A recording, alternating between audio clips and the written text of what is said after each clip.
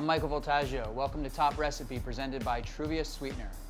This week we're making Kristen's winning dessert of goat's milk and matcha custard with tayberry, extra virgin olive oil, and sabli. And the winner today is Kristen. No.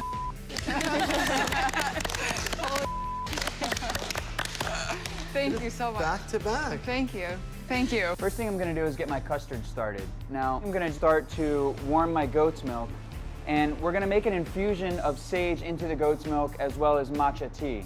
So we're going to get everything going in the pot. So I'm adding about 1 quart of goat's milk to a pot, as well as 1 cup of heavy cream. The recipe's got a total of 1 cup of sugar. I'm going to add 1/2 a cup of sugar to the milk, sweeten that up a little bit.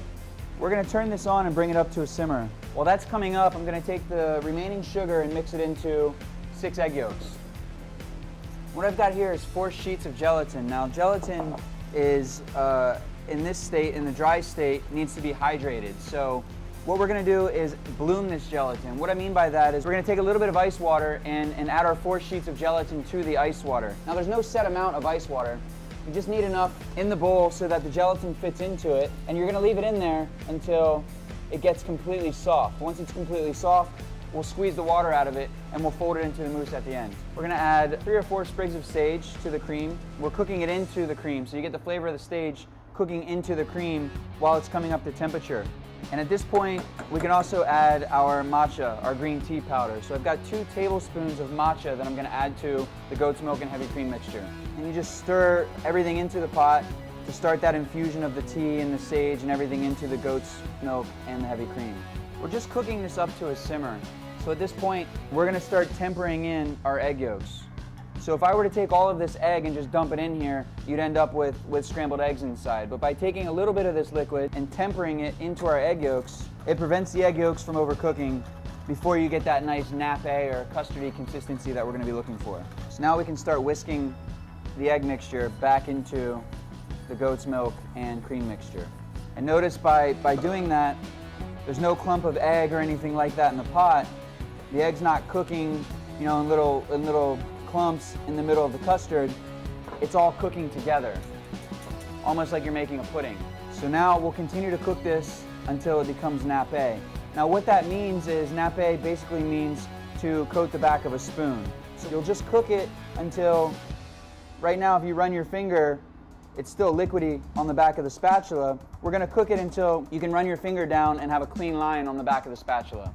I've probably got the heat on the stove at about a medium-high heat. Now you can see in the pot, it's starting to thicken just because that egg yolk is cooking into that goat's milk and that heavy cream. And I'm scraping the bottom with a rubber spatula, preventing that egg yolk from sticking to the bottom of the pot. So now, take our spatula, dip it in, run our finger down, and as you can see, you've got a nice clean line every time. That's pretty much nappe. That's the consistency that we're looking for. Once we've achieved this, we're going to strain this mixture through a chinois into a container, really to just get any egg that's clumped up inside. As you can see, we pretty much don't have any of that, but pass it through just in case. Also to get the sage out and any random little clumps of green tea or anything like that that will prevent this from being nice and smooth and silky. So we'll push that sage, get all that liquid out of there, take our gelatin, and basically what we're going to do is just squeeze the water out of it. And because it's cold, it's not melting in my hands. It's keeping its shape so that we can fold it into the custard evenly. Once you get all the water out of it, you take the gelatin and just add it right to your base.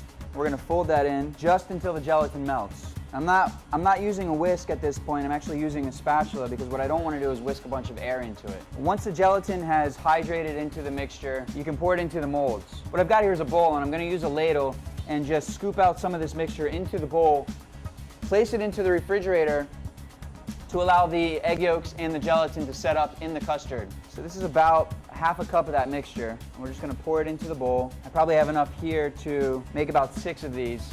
We then take these, place them in the refrigerator for about 2 to 3 hours until that gelatin and egg yolk has a chance to set up. While this is setting, we'll work on our tayberry jam and our sabli. So the next thing we're going to start is the tayberry jam. Now tayberries are a berry that is similar to a raspberry and a blackberry. If you took those 2 things and mixed them together, you'd have a little tayberry baby. So what we're going to do is, since tayberries are not actually in season right now, we're going to just mix together the blackberries and the raspberries to achieve a similar flavor to the tayberry. So what I've got here is a pint each of blackberries and raspberries. To start the jam, we're gonna place the berries into a small pot, add a 1/4 cup of sugar. Any of these recipes too, you could substitute a natural sweetener like Truvia or something like that to replace the idea of using sugar. We've also got some agave here, about 2 tablespoons of agave. We're gonna turn this on, and basically we're just cooking the berries down, cooking the sugar and the agave into the berries, and we're gonna let this cook and simmer until it becomes somewhat thickened and jam-like. We're making a jam. So now while this is starting to melt, we're gonna start our tayberry, or in this case our raspberry and blackberry olive oil kind of macerated mixture. So what I've got here is a pint of raspberries and blackberries, half a pint of each, 1/4 cup of sugar. I'm gonna use a fork and just mix this together. What happens is the sugar starts to mix with the berries and break them down a little bit, bring some of the juice out of the berry, and the sugar infuses into the berry. And then to help speed up the process, you usually add a liquid to it. In this case, what Kristen did was use extra virgin olive oil. So I'm gonna add a 1/4 cup of extra virgin olive oil to this, put it off to the side, and just let it macerate. The reason I use a fork is while I'm doing this, I crush the berries just a little bit to start bringing some of the natural juice out of the berry as well. So we can just set this off to the side and really just leave it there until we're ready to plate. We'll go back to our jam here. This is gonna take a little bit longer because what we're doing here is cooking some of the juice out, but also cooking the sugar into it so that it becomes this concentrated berry jam-like compote. We've got our green tea here. Now that the juices are coming out, we can actually add our green tea powder to it as well, so the green tea powder hydrates into it evenly. So we've got about a tablespoon of matcha. Stir that in and let our tayberry, or in this case our blackberry and raspberry jam with matcha just cook down nice and slowly. And while this is cooking, we can start on our sabli. So sabli is basically a sandy French cookie tart type dough. So it's not unlike a pie dough.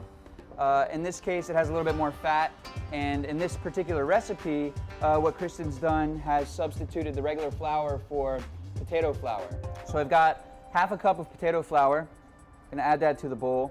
Got a 1/4 cup of cornmeal, 1/4 cup of all-purpose flour just to stabilize this a little bit. 1 teaspoon of baking powder. I've added one teaspoon of salt and a 1/4 cup of sugar. Mix this together. These are our dry ingredients.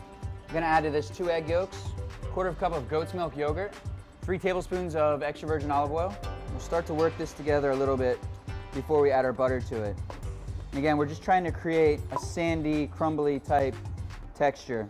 You don't want to overwork it because you want it to have that crumbly, cookie-like texture after it bakes. Last, what we're gonna add to it is a half a stick of butter.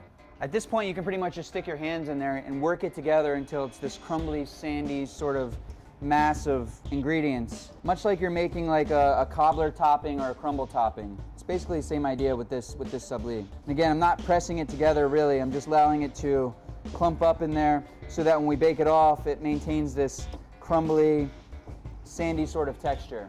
I've got the oven preheated to 350 degrees Fahrenheit. I've got a sheet tray here with a piece of parchment paper on it. And at this point, we're just gonna kind of spread it out onto that sheet tray, place it into a 350 degree oven, and let it cook for about 10 to 12 minutes. Now, while that's cooking, we can take our tayberry jam, and as you can see, it's breaking down, it's getting nice and concentrated, the liquid's reducing a little bit. What you can do at this point is take this off the stove, pour it into a bowl, put it in the refrigerator, and allow it to cool completely. So we've got our custard setting in the fridge, we've got our berries macerating here in the extra virgin olive oil, we've got our sabli in the oven. At this point, we're just gonna wait. Once everything's ready to go, we'll put it together on the plate. We're gonna pull that sabli out of the oven, take a fork, and just mix it around a little bit so it's nice and crumbly. And at this point, it's almost like we're building a cobbler in the bowl. We've got our goat's milk and matcha custard on the bottom. We've got our tayberry, or in our case, our blackberry raspberry jam. We'll spoon some of that into the bowl. Top it with our sabli that's made with the potato starch and the cornmeal. Then we can garnish it with a few of those macerated berries. It's got the sugar, the olive oil. You can see the juices coming out. Take some of that oil that's infused with the flavor of the berry now. Just drizzle some of that in there. And there you have Kristen's winning dessert. I'm Michael Voltaggio. Thanks for watching Top Recipe, presented by Truvia Sweetener. See you next time.